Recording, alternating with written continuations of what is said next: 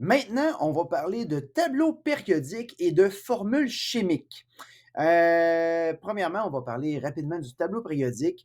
Va falloir que tu saches qu'est-ce que c'est, mais surtout comment t'en servir. Je vais t'en montrer un.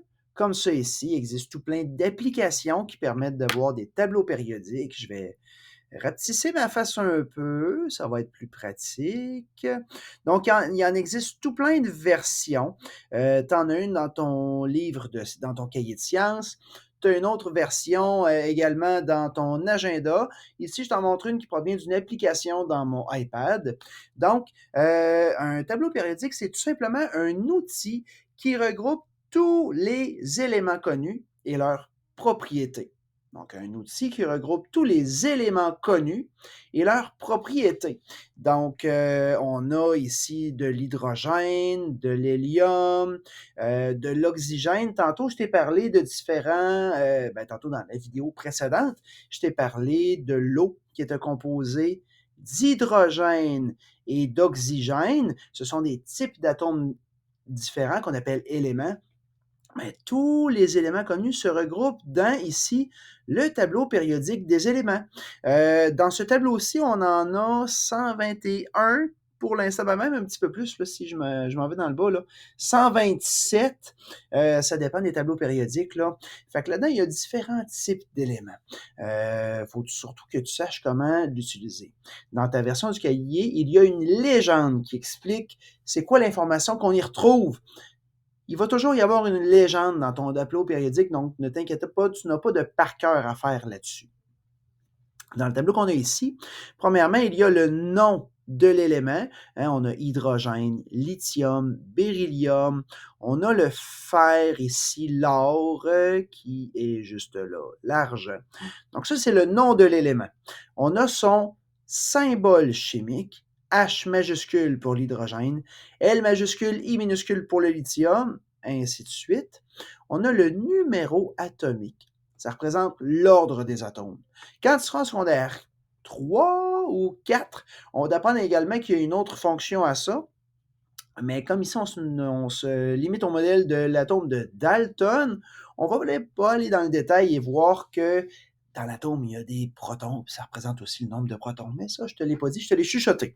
Ça, c'est différentes informations qu'on a ici. Dans différents tableaux périodiques, on a différentes informations et tu auras toujours une légende pour t'aider à savoir qu'est-ce qui est quoi.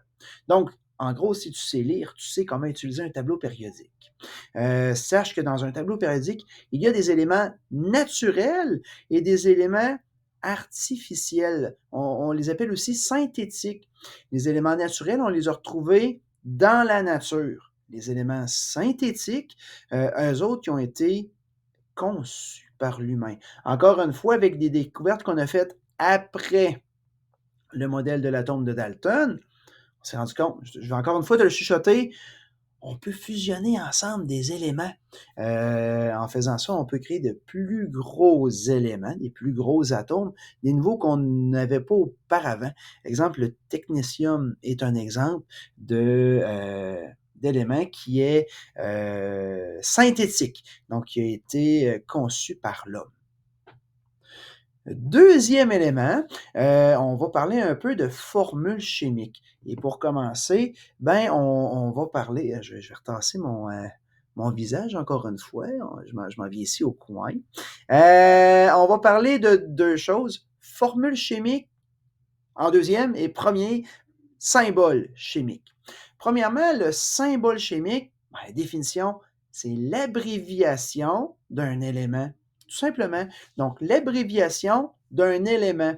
C'est un peu comme les mathématiques, là. En mathématiques, si tu veux écrire 11 plus 12, je l'espère, tu ne vas pas écrire 11 plus 12. C'est vraiment beaucoup moins pratique que 11 plus 12. On a le même principe. Chaque élément, comme 11 ici a son équivalent en chiffres, l'hydrogène a son équivalent en formule chimique, c'est un H majuscule.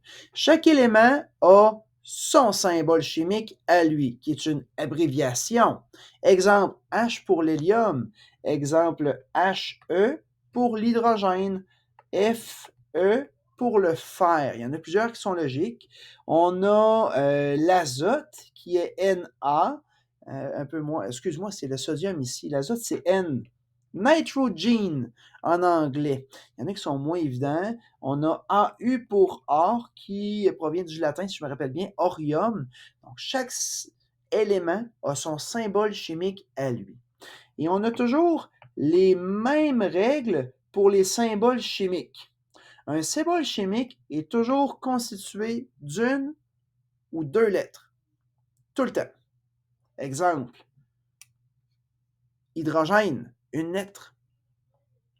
Azote, une lettre. Hélium, deux lettres. Fer, deux lettres. Toujours une ou deux lettres. Deuxième règle, la première lettre est toujours une majuscule. H pour hydrogène, la première lettre, et la seule est une majuscule. HE pour hélium, H majuscule, la première est toujours une majuscule. Et s'il y a une deuxième lettre, elle est minuscule. E ici. Donc, au niveau des symboles chimiques, je répète les deux règles, un symbole est toujours constitué d'une ou deux lettres. Deuxième règle, la première lettre est toujours une majuscule, la deuxième, s'il y en a une, est toujours une minuscule. Si je retourne voir dans mon tableau ici, il y a quelques exceptions. Dans le bas à droite, là, on a UUE, UBN. C'est pour l'instant des... puis il y en a quelques autres dans le bas, là.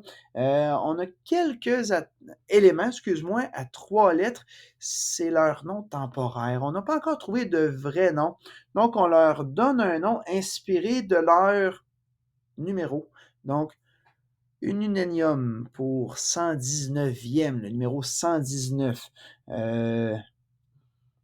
Une binilium pour le 120e.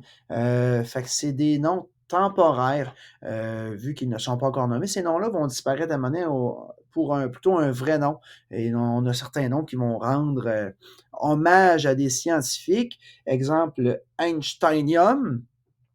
Exemple également, le curium, que j'ai souvent de la misère à trouver, mais on a une femme qui a travaillé en sciences, c'est bien intéressant. Curium, il est bien caché. Ici, en l'honneur de Marie Curie. On a parlé de symboles chimiques. Maintenant, on va parler de formules chimiques. Encore une fois, c'est un peu comme l'exemple de l'équation tantôt. Si je t'écris la formule chimique de l'eau, ça va nous informer sur la composition en atomes de cette molécule-là. On va la diviser en deux. Donc, une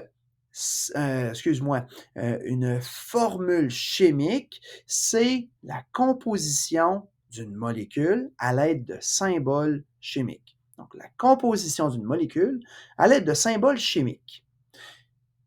Premièrement, on a le symbole chimique de tous les éléments qui le composent. Et deuxièmement, on a le nombre qu'il y en a.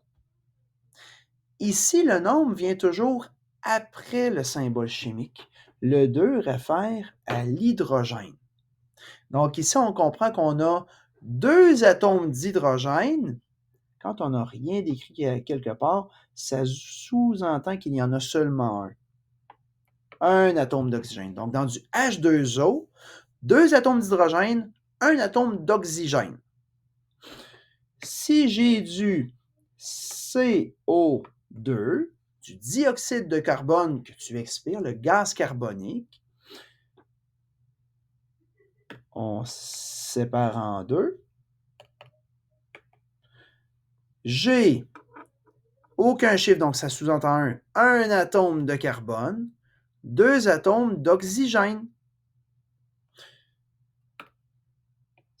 C12H22O11, mon 2 n'est pas très clair, ben là-dedans, je sépare encore une fois Ici, on a une variante du sucre. On a 11 atomes d'oxygène, 22 atomes d'hydrogène, 12 atomes de carbone. Donc, dans une formule chimique, le fonctionnement, donc premièrement, on retrouve le symbole chimique de chaque élément qui est présent et après le symbole chimique, lorsqu'il y a un chiffre, ça représente le nombre de fois que cet élément-là est présent, le nombre d'atomes de cet élément-là. S'il n'y a pas de chiffre, ça veut dire qu'il y en a seulement un.